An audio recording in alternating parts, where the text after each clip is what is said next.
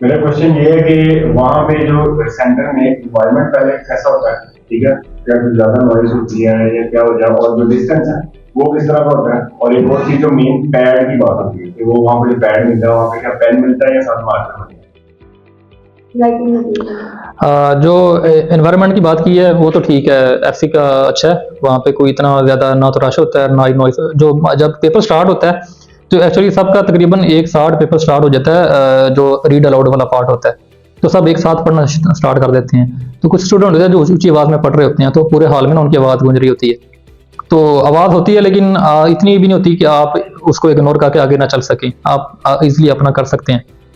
बाकी जो कैबिन होते हैं वो बने होते हैं कैबिन टाइप, जो आपकी चेयर होती है वो तो सेपरेट होती है, लेकिन जो आपका ये टेबल है ना, इससे ऊपर लेके यहाँ तक वो है, वो लगा हुआ है, पार्टीशन लगी हुई है वहाँ पे उन्होंने की हुई है।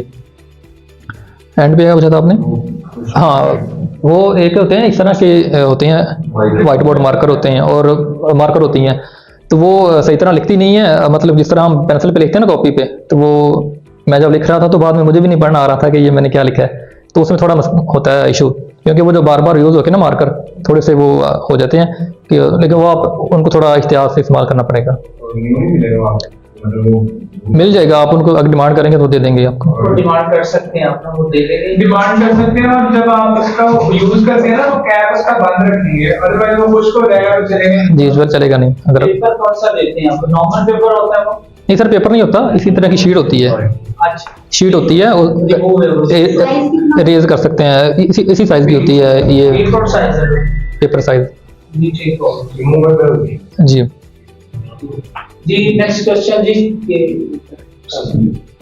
अच्छा, मेरा आपसे सवाल जो है वो स्पीकिंग मॉड्यूल से रिलेटेड है कि जो स्पीकिंग के आपने जो रीड आउट किए थे वो आपने किस स्पीड से बोला था? मतलब आपने नॉर्मल राइट बोला था या तेज स्पीड से बोला था? आपकी मतलब प्रोनाउंसिएशन ठीक हो रही थी किस तरह की?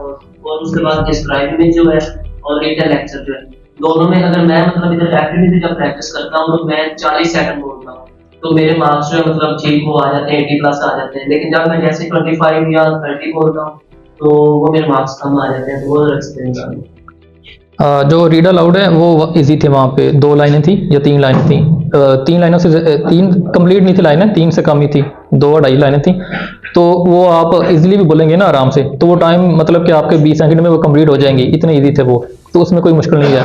और जो मेरी प्रोनाउंस थी बोलने की वो ठीक ही थी, कोई इतने उसमें डिफिकल्ट वर्ड नहीं थे कि मैं बोल ना सकूं, तो वो इजीली हो गए थे, उसमें कोई इतना इशू नहीं हुआ। जो दूसरा था डिस्क्राइब में जो वाला, अगर आप 40 सेकंड बोलेंगे तो ज़्यादा हो जाएगा, आप उसको 30 तक रखें, 30 तक ठीक रहेगा, और इतना उसमें कंटेंट भी नहीं होता कि आप 40 सेकंड तक बोल सकें।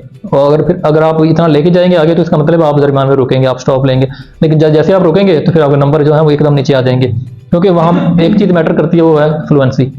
तो जो लिखा हुआ है आप उसको चाहे आप उतना ही बोलें जितना आपने 40 सेकंड में बोलना, लेकिन उसको 30 तक लेके आए। जो डिस्क्राइब इमेज में जो आपकी स्पीड है वो मैटर करेगी, क्योंकि अगर आप स्लो बोलेंगे तो वो आप पॉज देके आपकी फ्लुएंसी के नंबर नीचे आ जाएंगे। जो अभी आपने बोला था ये लिसनिंग में क्लियरनेस होती है, तो क्या हमारे पास पूरा टाइम मैनेज हो जाता है कि हम उसको एक दफा व्हाइट बोर्ड पे लिखें और उसके बाद फिर हम उसे उत्तर करें? हाँ, वो हो जाता है, लेकिन आप उसको जल्दी करें, टाइम उसे वेस्ट ना करें। अगर मतलब आपने वो 3 है या 4 है या 5 है, 4 आपने पेपर पे लिख दिए, आपको पता है ये लास्ट है, तो लास्ट को पेपर पे लिखने की बजाय डायरेक्ट टाइप करें और फिर उसको उसी तरह नीचे से ऊपर करके जाके वो आप टाइप कर दें, उस पर इतना टाइम ना वेस्ट करें। तो हाँ, वो इजी है, उसमें कोई हाँ वो मुश्किल नहीं थे, इजी थे सारे। अच्छा भाई, रिपीट सेंटेंस और राइट फ्रॉम डिक्टेशन के बारे में बताते हैं कि मतलब ये शॉर्ट आती है या लॉन्ग आती है, और मतलब उस टाइम मतलब पजल तो नहीं हो जाता रिपीट सेंटेंस? नहीं, जो रिपीट सेंटेंस थे वो ठीक थे, कुछ जो स्टार्ट पे थे ना 2 वो इजीली समझ आ गए थे, उसके बाद जो थे वो थोड़े लॉन्ग थे, तो मैंने उनको हाफ भी किया और हाफ नहीं किया, मतलब 50 आप कह रहे हैं कि 50% मेरे वो ठीक है, मैं 50% नहीं हो गए। जो राइट फ्रॉम डिक्टेशन थे वो इजी थे, राइट फ्रॉम जो डिक्टेशन थे वो इजी थे, वो मुश्किल नहीं थे, इजीली हो गए थे। अच्छा भाई, एक और सवाल है कि डिस्क्राइब में जो स्क्रीन पे वर्ड लिखे होते हैं वो छोटे छोटे होते हैं या बड़े होते हैं? तो कैमरे में हम क्या करते हैं तो बिल्कुल कुछ तो नजर ही नहीं आता। नहीं, स्क्रीन बड़ी होती है तो समझ आ जाएंगे आपको, आप इजीली पढ़ सकते हैं, इतने छोटे नहीं होंगे कि आप उसको देख ना सकें। अच्छा राइटिंग करते हुए कीबोर्ड का तो कोई इशू नहीं होता? नहीं कीबोर्ड अच्छे थे। Like hard? नहीं कोई इशू नहीं है, बिल्कुल ठीक थे। आप बता रहे थे कि लिसनिंग में आपने अपना टाइम सेव किया था, वो किस तरीके की स्ट्रेटजी से किया? बस यही है कि जो मैंने टाइप करना है या लिखना है वो मैंने उसको इतना जो हमारे होते हैं ना इसमें एमसीक्यूज होते हैं उनको मैंने इतना नहीं सीरियस लिया। एनालिसिस नहीं किया ना उस पे, यही चीजें जैसे ही- डिस्कस करेंगे हम। जैसे ही लिसनिंग खत्म हो गई है तो मैंने उसको क्लिक किया और नेक्स्ट। जो मैंने उसे लिसनिंग खत्म होने से उसकी स्पीकिंग खत्म होने से पहले मैंने डिसाइड कर लिया था कि मैंने किस पे क्लिक करना है। जैसे मैंने आंसर जो लिखे हुए थे वो पढ़े और एक सेलेक्ट करके और क्लिक किया और आगे रेडी था कि ये जैसे ही खत्म हो, वो लंबे होते हैं, काफी टाइम लगता है उन पे। उसमें अपना तुक्का सिस्टम है। जब सर ये हाल में आपको इंटर करते हैं तो ग्रुप की शक्ल में इंटर करते हैं या फिर पर्सन अपना आपको चेकिंग के बाद?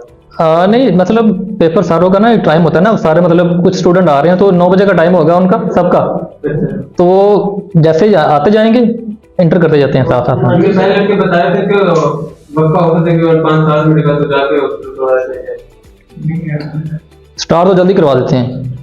आप जैसे जाएंगे ना तो आपसे कहेंगे आपका टाइम, मेरा 9 बजे का टाइम था, उन्होंने 8:30 पेपर स्टार्ट करवा दिया था। नहीं जहाँ मर्जी बैठो। बस का कितना होता है एक करने का बजट? बस ऐसे ही समझ लें कि स्टेबल के ना इतना क्या समझ लें। वो माइक में वहाँ नहीं आती रश वगैरह? नहीं वो उसमें नॉइज कैंसलेशन का ऑप्शन होता है, मतलब कि उसमें होती है उसकी, तो वो जो बाकी आवाज़ें आ रही होती हैं वो उसको कैप्चर नहीं करता, सिर्फ जो आप बोलेंगे उसी को कैप्चर करेगा तो वो हमें खुद को ना करना होगा या वो ऑटोमेटिकली।